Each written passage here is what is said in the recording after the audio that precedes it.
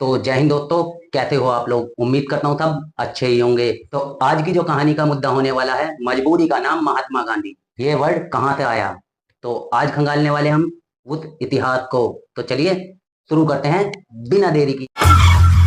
जिनके कहने पर चली थी भारत में आज़ादी की आंधी, फिर क्यों कहते हैं मजबूरी का नाम महात्मा गांधी। दोस्तों, हमारे राष्ट्रपिता महात्मा गांधी, जिन्होंने अपनी लाठी के दम पर अंग्रेजों को भारत से बाहर खदेड़ फेंका था, जिनके अहिंसक आंदोलन की चर्चा आज भी हमारे रोंगटे खड़े कर देती है और जिन्होंने देश की आज़ादी में बहुत ही महत्वपूर्ण भूमिका निभाई थी। लेकिन क्या आप जानते हैं, वही महात्मा गांधी भगत सिंह, राजगुरु और सुखदेव की फांसी रुकवा सकते थे, लेकिन उन्होंने ऐसा नहीं किया। मगर क्यों? क्या बापू कमजोर ना पड़ते तो 19 के दशक में ही आज़ादी मिल जाती? और क्या वाकई में ही बापू ने अनशन करके पाकिस्तान को 55 करोड़ रुपए दिलवाए थे, जिसका इस्तेमाल उसने भारत पे ही कश्मीर में हमला करने का इस्तेमाल किया? तो जानेंगे बापू से जुड़ी अनसुनी कहानियां। आज के दिलचस्प वीडियो में पता लगाएंगे कि क्यों कहा जाता है मजबूरी का नाम महात्मा गांधी। लेकिन उससे पहले वीडियो को लाइक करके हर भारतीय कमेंट में जय हिंद जरूर लिखना। दोस्तों, गांधी जी की मजबूरी की कहानी शुरू होती है सन 1890 से, जब दादा अब्दुल्ला नाम के व्यापारी नटाल में जाके बस गए थे। लेकिन उनका बिजनेस में काफी लॉस हुआ था और कोर्ट केस लड़ने के लिए कोई भी वकील नहीं मिल रहा था। तब उन्होंने महात्मा गांधी को दक्षिण अफ्रीका आके अपना केस लड़ने के लिए कहा। अब गांधी जी के पास भारत में कुछ खास काम नहीं था, इसलिए सन 1893 में वो साउथ अफ्रीका चले गए। इस दौरान जब वो ट्रेन का सफर कर रहे थे तो उन पे फर्स्ट क्लास की टिकट थी। उस वक्त फर्स्ट क्लास में सिर्फ गोरे लोगों को ही बैठने की परमिशन थी, इसलिए टीटी ने गांधी जी को अपमानित करते हुए थर्ड क्लास कंपार्टमेंट में जाने के लिए कहा। लेकिन गांधी जी अपनी जिद पर अड़े रहे, मेरे पास तो फर्स्ट क्लास की टिकट है। तो सुनकर ट्रेन में सवार अंग्रेजों को गुस्सा आ गया और उन्होंने उनकी अगले स्टेशन पर पिटाई करते हुए कंपार्टमेंट से बाहर फेंक दिया। उन्हें काफी बुरा लगा, लेकिन उन्होंने उस अपमान को चुपचाप से सह लिया। फिर जब वो दादा अब्दुल्ला का केस लड़ने कोर्ट में पहुंचे तो जज ने उनके पहनावे को देखकर अपमानित किया कि तुम अपनी पगड़ी उतार दो वरना कोर्ट से बाहर निकल जाओ। गांधी जी ने इस अपमान को भी सहा, लेकिन कुछ नहीं बोले, क्योंकि एक तो उनके दक्षिण अफ्रीका में गुजारा करने के लिए पैसे नहीं थे और दूसरा उन्होंने दादा अब्दुल्ला को 1 साल काम करने का वचन दे दिया था। अब ये गांधी जी की मजबूरी थी या सहनशक्ति, इस बारे में हमें कमेंट बॉक्स में जरूर बताइए। खैर, उन्होंने अगले 1 साल साउथ अफ्रीका में भारतीयों अश्वेतियों के हो रहे अत्याचार को बहुत करीबी से देखा और सन 1894 में और उन्होंने अंग्रेज सरकार के सामने मोर्चा खोल दिया। नटाल इंडियन कांग्रेस के नाम के साथ संगठन की स्थापना की, जिसका उद्देश्य भारतीयों और अश्वेतियों को मतदान करने का अधिकार दिलाना था। जिसके बाद सन 1996 में पहला सत्याग्रह किया और 7 सालों तक चले इस सत्याग्रह ने उन्हें भारतीयों और अश्वेतियों को कई हक दिलवाए। इसी बीच कांग्रेस के वरिष्ठ नेता गोपाल कृष्ण गोखले गांधी जी को भारत आके ब्रिटिश के खिलाफ लड़ाई लड़ने का आमंत्रण किया। इसके लिए उन्होंने एक पत्र भी लिखा था और सन 1915 में गांधी जी भारत वापस आ गए और यहाँ उन्होंने अंग्रेजों के खिलाफ अहिंसक आंदोलन शुरू किए। यहीं से जुड़ी होती है गांधी जी की मजबूरी की दूसरी कहानी। दरअसल गांधी जी की विचारधारा से शुरुआत में देश के करोड़ों लोग प्रभावित थे, जिनमें वीर भगत सिंह का नाम भी शामिल था। तभी गांधी जी ने अंग्रेजों के खिलाफ असहयोग आंदोलन की शुरुआत की। इसका उद्देश्य था ब्रिटिश सरकार की कमर तोड़ देना, जिसके लिए गांधी जी ने कहा, समग्र भारत अंग्रेजों का स्वीकार करना बंद कर दे, मजदूर फैक्ट्री में जाकर काम करना बंद कर दीजिए, रेलवे ट्रैक बिछाना बंद कर दीजिए, अंग्रेजी कपड़े खरीदने के बजाय खुद चरखा चला के अपने कपड़े बनाइए, ब्रिटिश उत्पादों का खुलकर बहिष्कार कीजिए और स्वदेशी वस्तुओं का इस्तेमाल कीजिए। अगले 2 सालों तक ये आंदोलन जोरों शोरों से चला। करोड़ों देशवासियों ने इस मूवमेंट में बढ़ चढ़ के हिस्सा लिया और ब्रिटिश सरकार बड़ी बुरी तरीके से कंगाल हो चुकी थी। इससे बौखलाते हुए ब्रिटिश ने अहिंसा से आंदोलन करने के खिलाफ भारतीयों के अहिंसक कदम उठाना शुरू कर दिए। पुलिस ऑफिसर लाठी चार्ज करने लगे और निर्दोष लोगों को कोल्ड ब्लड में मौत के घाट उतारने लगे। लेकिन गांधी जी पे भरोसा करके देशवासी सब कुछ सहते रहे। मगर फिर आया 4 फरवरी 1922 का दिन, जब उत्तर प्रदेश गोरखपुर के चोली चौरा कस्बे में प्रोटेस्ट कर रहे क्रांतिकारियों का सबर का बांध टूट गया। दरअसल वहाँ ब्रिटिश प्रोटेस्ट करते हुए क्रांतिकारियों को मार रहे थे और उनके खिलाफ हिंसक कार्रवाई करने लगे, जिसके बाद क्रांतिकारियों ने पुलिस स्टेशन में आग लगा दी। इससे वहाँ छिपे 22 पुलिसकर्मी आग में जल के मर गए। अब भले ही वो ब्रिटिश सरकार के लिए काम करते थे, लेकिन असल में वो सब भारतीय ही थे, जिससे गांधी जी को बड़ा झटका लगा और उसके बाद से वो परेशान रहने लगे। जिसके बाद उन्होंने कहते हुए असहयोग आंदोलन पर रोक लगा दी। अगर किसी ने आपकी आंख फोड़ी और तुम उनकी आंख फोड़ोगे तो पूरी दुनिया अंधी हो जाएगी। अब ये कदम उठाना जरूरी था, या फिर गांधी जी एक बात पर मजबूर हो गए थे? ये जवाब हम नहीं देंगे, बल्कि आप हमें कमेंट बॉक्स में बताइए। हालांकि उस वक्त देश के करोड़ों लोग गांधी जी के इस फैसले से नाराज हुए थे। जमनालाल बजाज, जो गांधी जी के आंदोलन को फंडिंग देते थे, उन्होंने भी खादी चरखा उद्योग, स्वदेशी स्कूल, कॉलेज, बाकी चीजें बनाने में भी अच्छा खासा पैसा खर्च किया था। वो सब भी बंद हो गया।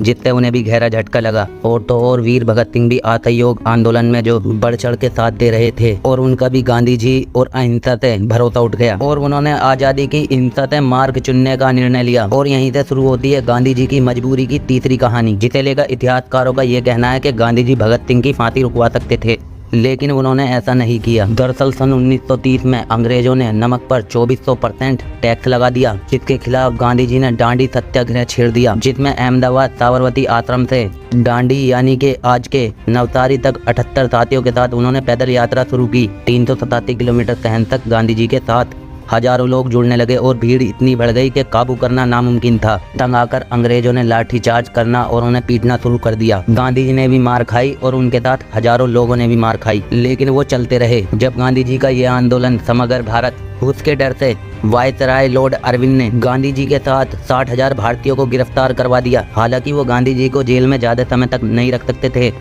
इसलिए उन्होंने गांधी इरविन पार्ट बनाने का फैसला किया। इस इरविन पार्ट की वजह से भगत सिंह और उनके साथियों को फांसी हुई थी, मगर कैसे, ये जानने के लिए हमें समझना होगा गांधी जी और इरविन समझौता क्या था। इस समझौते में गांधी जी ने ब्रिटिश एयरविन से ये कहा था, जो भारतीय ब्रिटिश हुकूमत के साथ आंदोलन कर रहे हैं वो ना ही तो आपके खिलाफ लाठी उठा रहे हैं, ना ही हाथ, बस आपकी बात उठाकर आप तक आवाज पहुंचा रहे हैं, तो आप उन्हें गिरफ्तार मत कीजिए। और डांडी सत्याग्रह में भी जिन अहिंसक फ्रीडम फाइटर गिरफ्तार किया गया उन्हें छोड़ दीजिए। वायसराय अरविंद ने कहा, ठीक है, लेकिन मैं भगत सिंह, सुखदेव, राजगुरु का क्या करूं? इन्होंने तो ऑफिसर जेपी सॉन्डर्स की हत्या की है।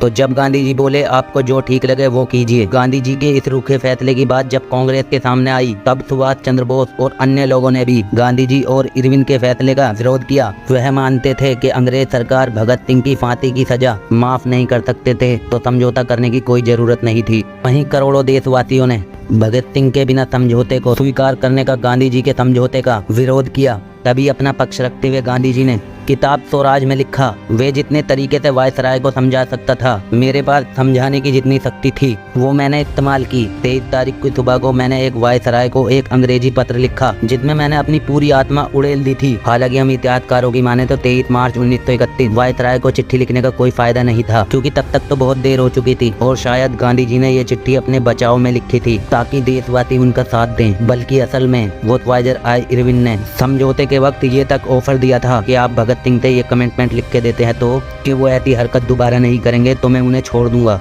या फिर सजा तो कम करवा ही दूंगा। लेकिन गांधी जी ने कहा, मुझे नहीं पता वो भविष्य में बदलेंगे या नहीं, इसलिए मैं उनका साथ नहीं दूंगा और मैं उनकी जिम्मेदारी नहीं लूंगा। ऐसे में कहीं ना कहीं भगत सिंह की फांसी के पीछे की वजह गांधी इरविन समझौते को भी माना जाता है। हालांकि ये कहना गलत नहीं होगा, गांधी जी के कहने पर वीर भगत सिंह अंग्रेजों के सामने बिल्कुल नहीं झुकते, क्योंकि खुद उन्होंने अपनी माफी की अर्जी देने के लिए साफ इनकार कर दिया था। और तब उनके पिता ने ये अर्जी लगाई तो उन्होंने बहुत कड़े शब्दों में लिखकर इसका जवाब दिया। वहीं भगत सिंह, राजगुरु और सुखदेव ने करोड़ों देशवासियों में आजादी से लड़ने के लिए आग को जागृत किया था, इसलिए तो उनका बलिदान व्यर्थ नहीं गया। क्या भगत सिंह का साथ ना देना गांधी जी के वसूलों से ज्यादा जरूरी था? क्या ब्रिटिश के सामने एक बार झुकना उनकी मजबूरी थी? इस बारे में हमें कमेंट बॉक्स में जरूर बताइए। अब गांधी जी को मजबूर असहाय कराने वाली चौथी कहानी है भारत पाकिस्तान के बंटवारे की कहानी। तो जब अंग्रेज भारत से अपनी पकड़ खो रहे थे, तब उन्होंने भारत को आजादी देने का फैसला किया ताकि भारतीयों के पैरों तले कुचलने से पहले वो सही सलामत ब्रिटेन पहुंच जाएं। तभी मोहम्मद अली जिन्ना ने मुस्लिमों के लिए अलग देश की मांग कर दी, जिसे सुनकर गांधी जी को बहुत बड़ा झटका लगा। उन्होंने माउंटबेटन को समझाने की कोशिश करते हुए ये कहा, इंडिपेंडेंस दे के वापस चले जाओ, हम बंटवारे को बाद में देख लेंगे। लेकिन अंग्रेज तो भारत पे अपनी खुन्नत निकालना चाहते थे, इसलिए उन्होंने कहा फैसला तो अभी होगा। तो गांधी जी ने जिन्ना को समझाने की बहुत कोशिश की, लेकिन जिन्ना नहीं माने, बल्कि उन्होंने तो कलकत्ता में हिंदू मुस्लिम दंगे शुरू करवा दिए, जिसमें 5,000 से 10,000 भारतीय मारे गए और इस घटना को ग्रेट कोलकाता किलिंग कहा जाता है। मगर इतना सब हो जाने के बावजूद गांधी देश के टुकड़े नहीं करना चाहते थे,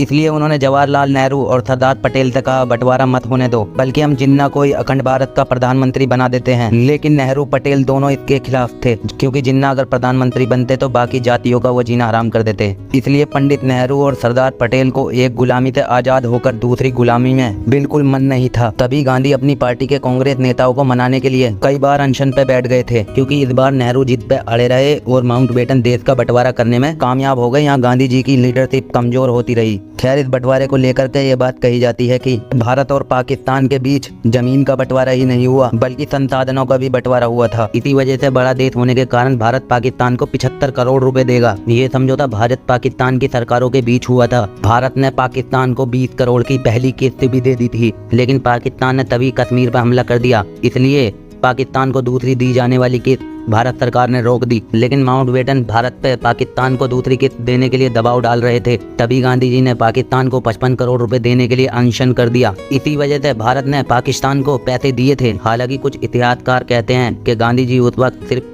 हिंदू मुस्लिम के दंगे पर बैठे थे और गांधी के उपवास को खत्म करवाना समिति द्वारा गांधी जी के आश्वासन पाकिस्तान को पैसे दिए जाना शामिल नहीं था। अब असल सच क्या है वो बात तो इतिहास के पन्नों में कहीं दफन है, लेकिन बंटवारे के दौर में गांधी जी को कई वरिष्ठ नेताओं ने मजबूर बापू कहा था। तो आज़ादी के आंदोलन में ऐसी कई घटना हुई थी जिसमें गांधी जी के निर्णय कमजोर पड़ते हुए दिखाई दिए थे। इसलिए आज भी कई विशेषज्ञ कहते हैं कि मजबूरी का नाम महात्मा गांधी। खैर, क्या वाकई में ही महात्मा गांधी मजबूर थे? तो जय हिंद दोस्तों, उम्मीद करता हूँ वीडियो पसंद आई होगी। वीडियो अगर पसंद आ रही है तो यार वीडियो को लाइक, कमेंट, शेयर और चैनल को सब्सक्राइब जरूर कर लेना।